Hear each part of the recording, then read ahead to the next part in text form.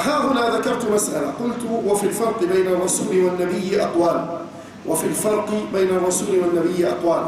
قد اختلف الناس والعلماء رحمهم الله في الفرق بين الرسول والنبي، فذهب جمع من العلماء، وهذا الذي رجحه ابن أبي العز في شرح الطحاوية، إلى أن الرسول هو من أمر بالتبليغ، من أوحي إليه وأمر بالتبليغ، والنبي من أوحي إليه ولم يؤمر بالتبليغ، لأن الرسول من الرسالة وهي من الإرسال والبعث، وأما النبوة فهي وحي من الله وإلهام.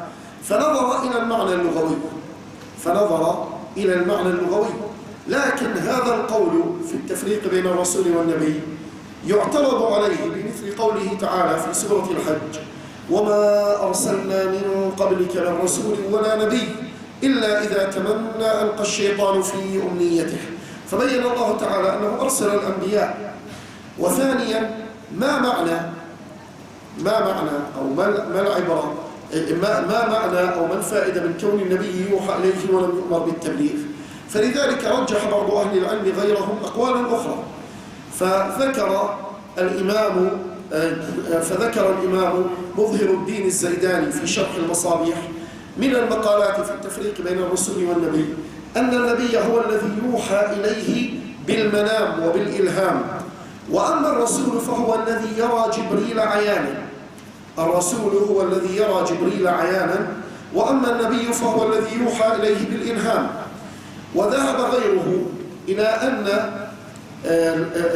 كما ذهب إلى ذلك جمع من أهل العلم والمحققين إلى أن الرسول هو الذي يأتي بشريعة جديدة، وهذا القول لعله القول الذي يرجحه أكثر علمائنا المتأخرين، أن الرسول هو الذي يأتي بشريعة جديدة، وأما النبي فهو الذي يأتي بشريعة رسول قبله.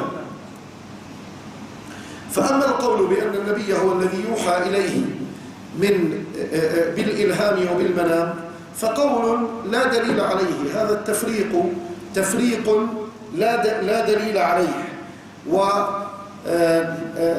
وظاهر الأحاديث والآثار والآيات تدل على أن الملائكة تتنزل على المرسلين وعلى الأنبياء، بل إن آدم عليه الصلاة والسلام وهو نبي مكلم قد رأى الملائكة وأسجدوا له وسجدوا له، أسجدهم الله عز وجل له سجود تكريم لا سجود عبادة.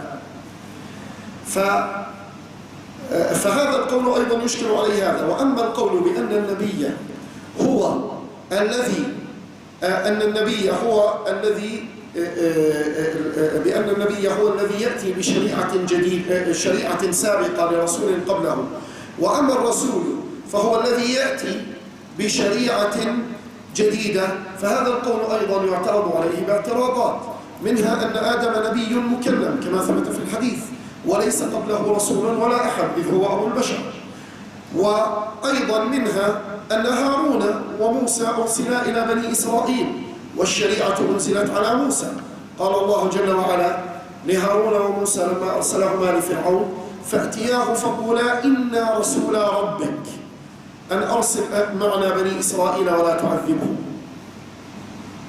ومع ذلك فهارون لم يأتي بشريعة مستقلة. وأيضا بل عيسى عليه الصلاة والسلام معظم ما جاء به من الشرائع موجود في التوراة، لذلك قال الله جل وعلا عنه أنه حكى لقومه: ومصدقا لما بين يدي من التوراة ولأحل لكم بعض الذي حرم عليكم. وعيسى من أولي العزم من الرسل، ومع ذلك أغلب أحكام ملته هي شريعة التوراة. فهذا القول أيضا اعترض عليه باعتراضات.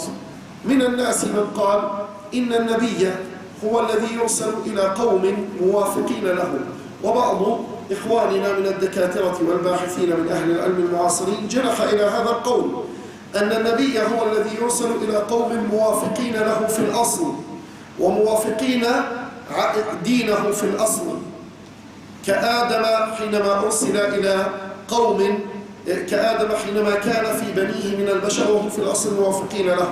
وأما الرسول فهو الذي يرسل إلى قوم مخالفين قد وقع منهم الشرك والتنكب لطريق الله عز وجل ولذلك فإنه يرسل إليهم ليأمرهم بعبادة الله ويأمرهم بترك ما هو عليه من الشرك والباطل، كما قال الله جل وعلا: ولقد بعثنا في كل أمة رسولا أن اعبدوا الله واجتنبوا الطاغوت. فهذه مسألة الفرق بين الرسول والنبي، وفيها هذه الأقوال المختلفة، وهي كلها أقوال محتملة حقيقة، كلها أقوال فيها محتملة. ولذلك هذه المسألة من فروع مسائل الاعتقاد وليست من كلياتها ولا من أصولها. ولذلك هذه المسألة ليس فيها تبديع ولا تفسيق ولا تخطئة، فأهل السنة لهم فيها مقالات.